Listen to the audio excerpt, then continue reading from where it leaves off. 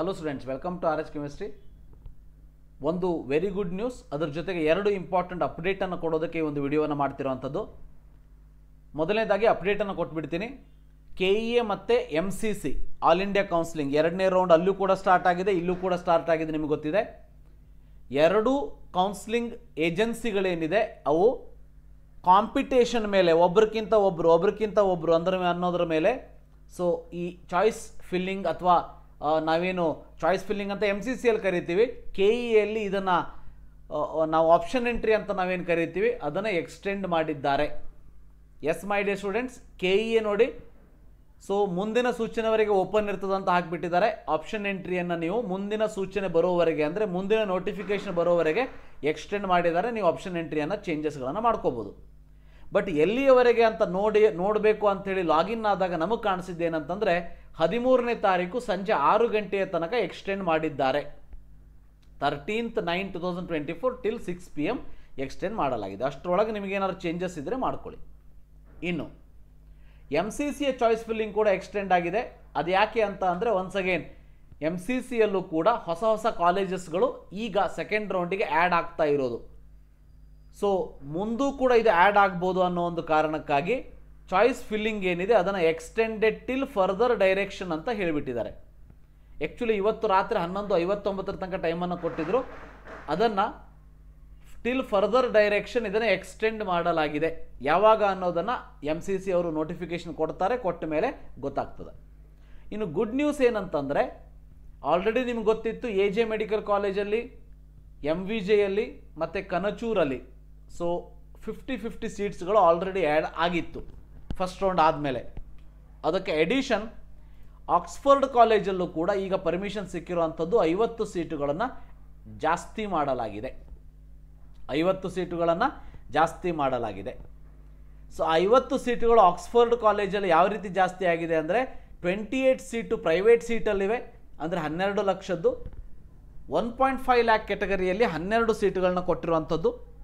ಅದರ ಜೊತೆಗೆ NRI 7 ಮತ್ತು ಅದರ್ಸ್ ಏನಿದೆ ಅದು 3 ಸೀಟನ್ನು ಕೊಟ್ಟಿರುವಂಥದ್ದು. ಇದು ಡೆಫಿನೆಟ್ಲಿ ಸ್ವಲ್ಪ ಲೋವರ್ ರ್ಯಾಂಕ್ದವರಿಗೆ ಹೆಲ್ಪ್ ಆಗ್ತದೆ ಅಂತ ಹೇಳ್ಬೋದು. ಯಾರಿಗೆ ಸೀಟ್ ಸಿಕ್ಕಿಲ್ಲ, ಬಾರ್ಡರ್ದಲ್ಲಿ ಇದ್ದರು, ಅವರಿಗೆ ಸೀಟ್ ಸಿಗುವಂಥ ಚಾನ್ಸಸ್ಗಳು ಜಾಸ್ತಿ ಆಗ್ತಾ ಹೋಗ್ತದೆ. ನೋಡಿ, ಇದರಲ್ಲಿ ನಾನ್ HK 11 ಸೀಟ್ ಕೊಟ್ಟಿರುವಂಥದ್ದು, HK ರೀಸನ್ನಲ್ಲಿ 1 ಸೀಟನ್ನು ಕೊಟ್ಟಿರುವಂಥದ್ದು. ನಾನ್ HK ರೀಸನ್ನಲ್ಲಿ 11 ಸೀಟನ್ನು ಜನರಲ್ ಮೆರಿಟ್ಗೆ 4, ಜನರಲ್ ಮೆರಿಟ್ ರೂರಲ್ಲಿಗೆ 1, SCG 2, ಕ್ಯಾಟಗರಿ 1 ಜನರಲ್ಲಿಗೆ 1, STG 1, 2AG 1 ಸೀಟನ್ನು ಕೊಟ್ಟಿರುವಂಥದ್ದು.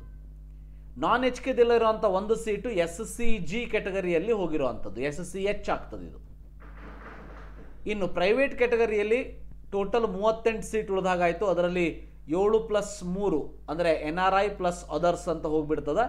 ಉಳಿದಿರುವಂಥದ್ದು 28 ಸೀಟ್. 28 ಸೀಟಲ್ಲಿ GMPH ಕ್ಯಾಟಗರಿಯಲ್ಲಿ 2 ಸೀಟ್ಗಳು ಹೋಗಿವೆ,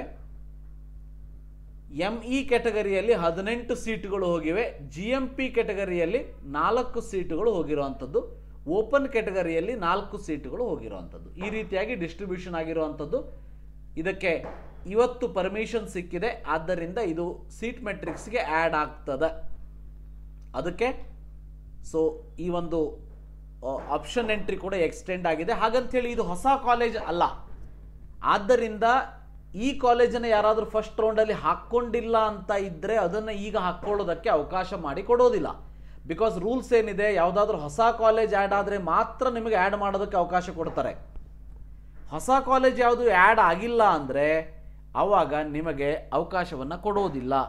ಸೊ ಆ ಒಂದು ರೂಲ್ಸ್ ಪ್ರಕಾರ ಇಲ್ಲಿ ನಿಮಗೆ ಹೊಸ ಕಾಲೇಜನ್ನು ಆ್ಯಡ್ ಮಾಡ್ಕೊಳ್ಳೋದಕ್ಕೆ ಅವಕಾಶವನ್ನು ಮಾಡಿ ಕೊಟ್ಟಿಲ್ಲ, ಕೊಡೋದು ಇಲ್ಲ ಅನ್ನೋದು ಗೊತ್ತಿರಲಿ.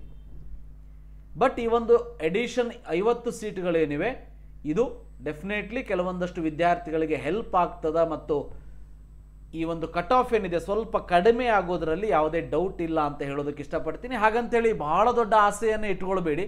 ಈಗ ಫಾರ್ ಎಕ್ಸಾಂಪಲ್ ಜನರಲ್ ಮೆರಿಟ್ 607ಕ್ಕೆ ಸ್ಟಾಪ್ ಆಗಿದ್ದರೆ ಇವೆಲ್ಲ ಸೇರಿಬಿಟ್ಟು ಒಂದು 605ಕ್ಕೆ ಬರ್ಬೋದು ಅಥವಾ 604ಕ್ಕೆ ಬರ್ಬೋದು ಹೊರತು ಅದಕ್ಕಿಂತ ಕೆಳಗೆ ಬರುವಂಥ ಯಾವುದೇ ಸಾಧ್ಯತೆಗಳು ನನಗಂತೂ ಕಾಣಿಸ್ತಾ ಇಲ್ಲ. ಸೊ ಇದಿಷ್ಟು ಇವತ್ತಿನ ಇನ್ಫಾರ್ಮೇಷನ್. ಡೇಟ್ ಎಕ್ಸ್ಟೆಂಡ್ ಆಗಿದೆ ಆಪ್ಷನ್ ಎಂಟ್ರಿಗೆ KEಯಲ್ಲಿ ಮತ್ತು MCCಯಲ್ಲಿ ಎರಡೂ ಕಡೆ. ಆಕ್ಸ್ಫರ್ಡ್ ಕಾಲೇಜಲ್ಲಿ 50 ಸೀಟುಗಳು ಆ್ಯಡ್ ಆಗಿರುವಂಥದ್ದು. Thank you, have a nice day.